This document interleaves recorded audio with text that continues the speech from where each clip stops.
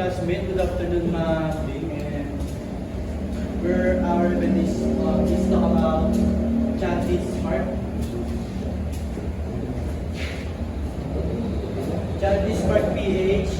And yan sa contact us naman ng Chantis Park PH is dito nyo makikita yung yung contact ng Chantis Park. And sa location naman is nakalocate ang Chantis Park sa 677 Gilia, sa Estisan Valley, Subdivision Paranaque City, Philippines.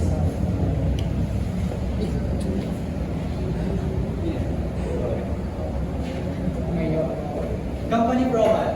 Chantis Park PH is a faith-based non-profit in Paranaque City that helps vulnerable communities in Metro Manila through education, medical aid, spiritual guidance, and disaster relief. Supported by volunteers, it aims to empower people to make positive impact in many areas.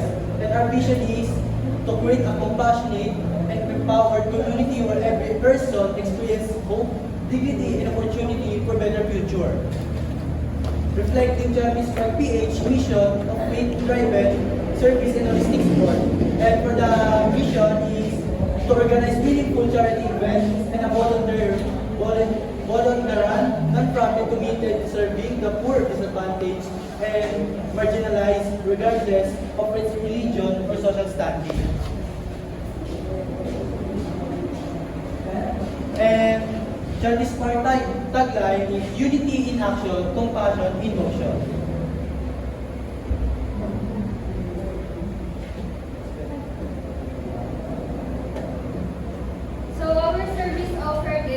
Relief and Donation Drive, Volunteer Engagement Program, Community and Medical Dental Missions, Nutrition and Feeding Program, Community Outreach and Rehabilitation Program. So our charity management capabilities is operational excellence. Charities Park Philippines Company emphasize efficient and inclusive service delivery, program management led by individuals like Charles Sudan who bring expertise in human rights and gender advocacy. Project implementation, team members such as Daniel Anthony Hernandez and Geraldine Sagarosa contribution to various advocacy groups and community initiatives. Administrative support, professionals like Victoria Lois Malinaw and Christine Relos ensure smooth operation through their roles and finance and administration. For our past events is sa PGF ko, yung mga bigyang occupations and explore sa mga elderly nations sa lugar ng Manila. And for correctional institution for women. And ang aming management and team. So, for event director, Victoria Lois Malino. For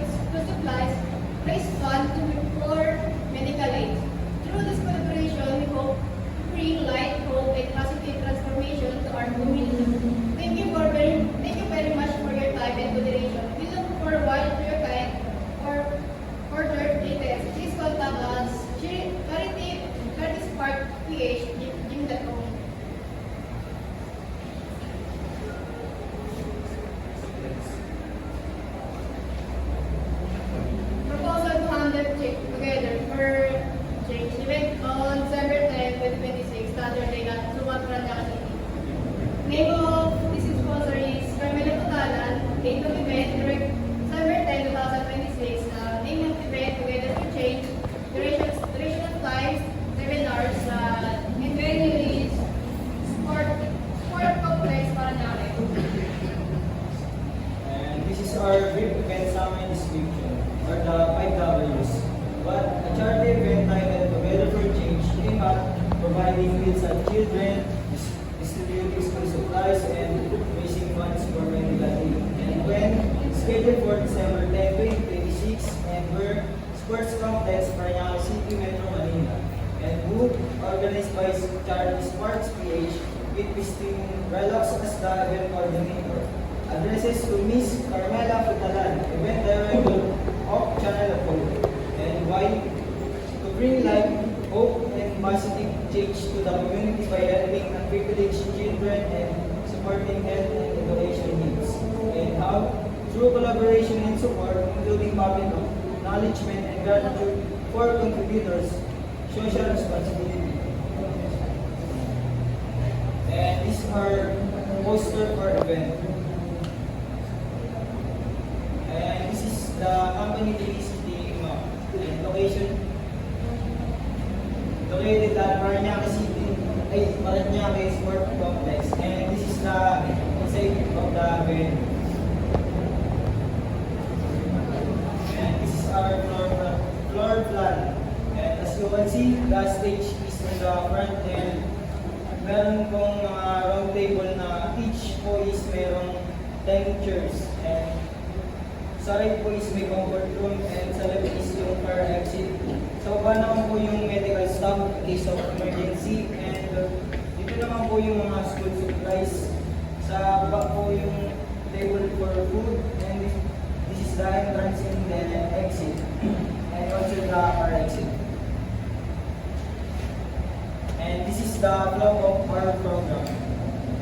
Registration start at 8 a.m. to 9 a.m. and the opening ceremonies start at 9 a.m. to 10 a.m. and the welcome message is to 10 a.m. to 10:30 a.m. and the introduction of partners and sponsors is 10:30 a.m. to 11 a.m. and the distribution of program is 11 a.m. to 12 noon and the feeding program is 12 noon to 1 p.m. and intermission is 1 p.m. to 1:30 p.m. and the message of gratitude is 1:30 p.m. to 2 p.m. And the closing remarks is 2 p.m. to 2:30 p.m. and fellowship photo and opportunity is 2:30 to 3 p.m. Yes.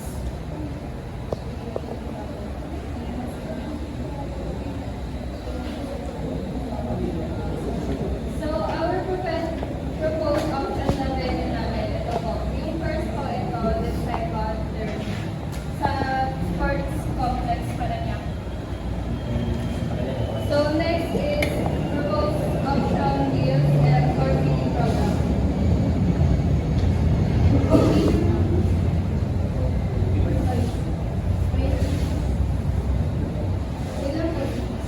Sport feeding program naman namin, yung box meal number 1, rice, chicken, and sandwich, and fruit salad and water. Sa box meal number 2, lasagna, burger, corn dog and cupcake, and water. Sa box meal number 3, pancit, cheese, cookies, sandwich, fruit salad, and water. Mix. So our budget outline, venue is 20,000, then the staff 30,000, food and beverage, feeding 50,000, and school supplies 20,000 for 15 students. Library and sound system, stage setup is 30,000, then medical kits, basic first aid for kids 50,000, and miscellaneous is 20,000. Subtotal before taxes is 220,000. And service charge 10%, 22,000. Sales taxes 12%, 26,400. Then contingency fund 20%, 44,000. The grand total is 312,400 pesos. So next po is this. So our quotation,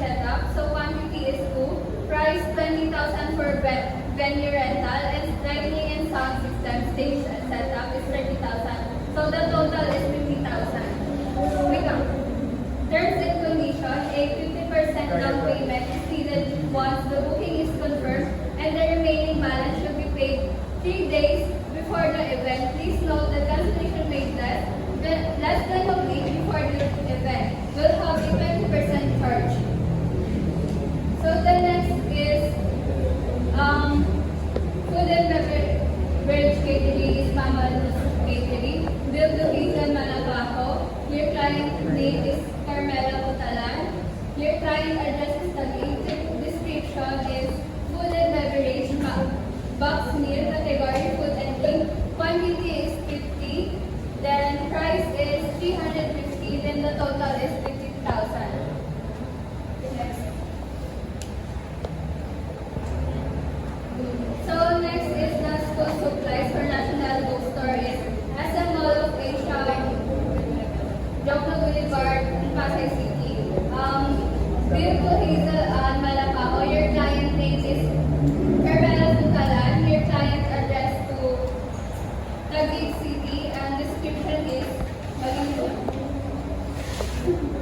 pencil, notebook, crayons, and bag. Quantity is 50.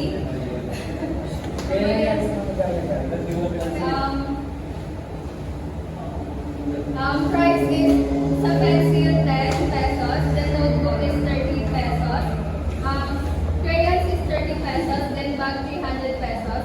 Total of the pencil is 500 pesos, then notebook 30 pesos is 1,500, then the crayons is 30 pesos, so total is 15,000, then bag is 315,000. So the total of this is 20,000. So next is memorandum of agreement between Charity Spark PH and Channel of Hope. Purpose is this memorandum of agreement (MOA) sets forth and terms and understanding between Charity Sparks PH and Channel of Hope for the Together for Change event to be held on December 10, 2026. Responsibilities: Charity Spark PH organize and coordinate all aspects of the charity event, provide necessary materials including school supplies, medical kits, and food packages. Manage event promotion and logistics including setup and volunteers. Ensure safety and proper distribution of all the donations and supplies. So next is partner organize agrees to provide the venue necessary facilities such as tables, chair, and sound equipment if needed. Assist in inviting and gathering beneficiaries for the event. Provide local coordination, including permits of barangay approval if required.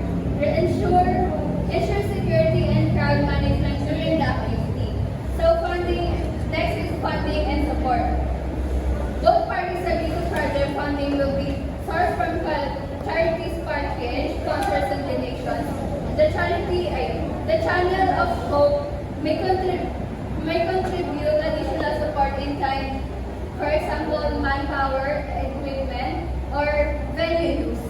Next.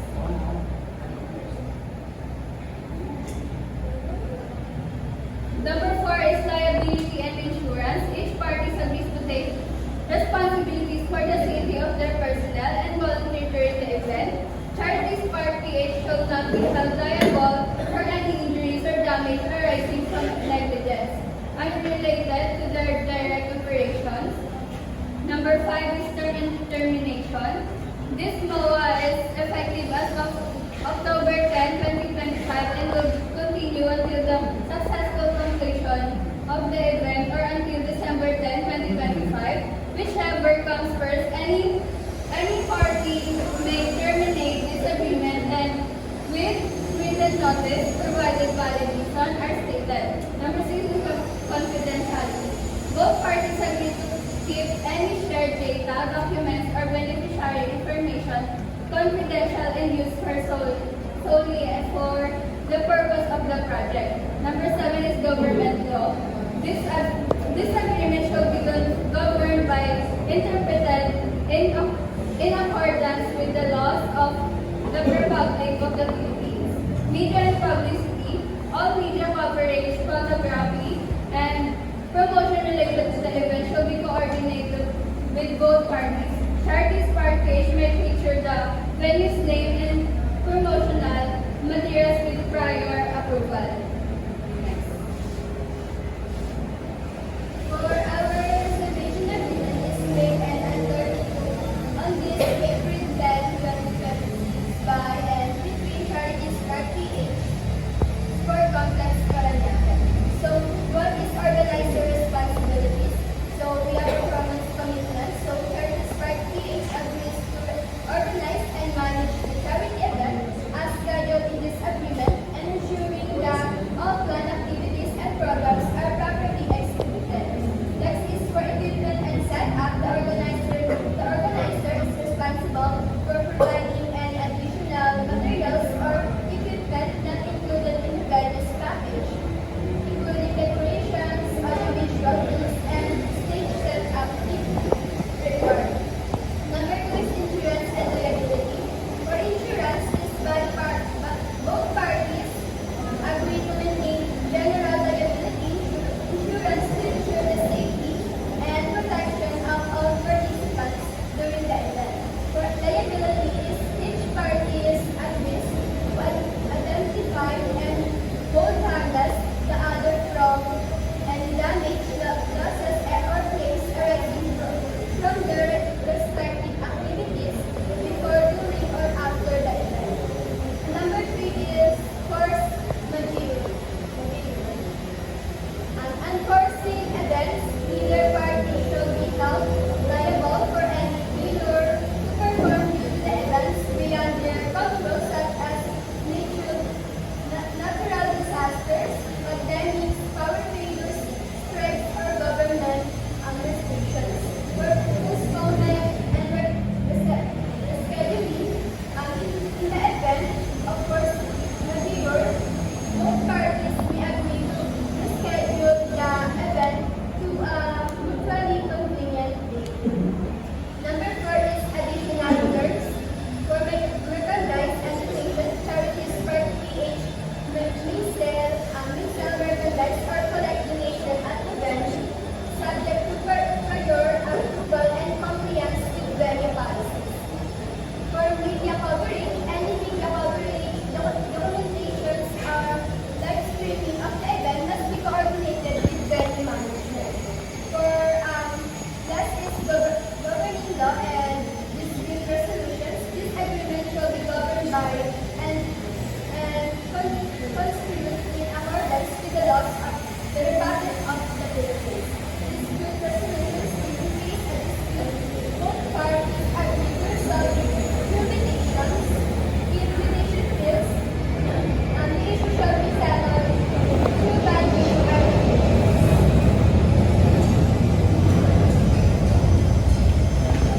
SWOT analysis. For the strike is faith-based foundation.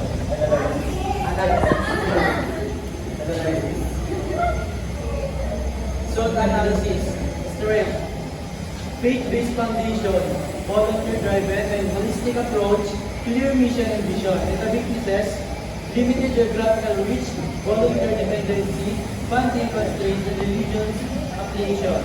And the opportunities is partnership and collaboration and digital presence, expansion to other regions, government and NGO grants, and youth engagement.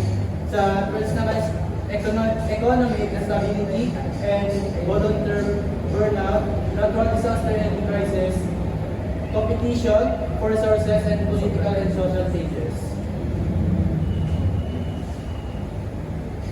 So, dito ito po yung aming Certificate of Business and Registration for BPI.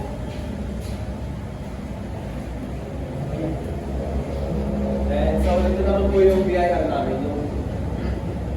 Isa nilagay po namin business name yung Charities Park Village. And sa registered name, si Victoria Lois Sumalilog, and yung team and branch code namin yung nilagay namin. Yun yung last, Mayor Bernard. Mayor's Ayun lang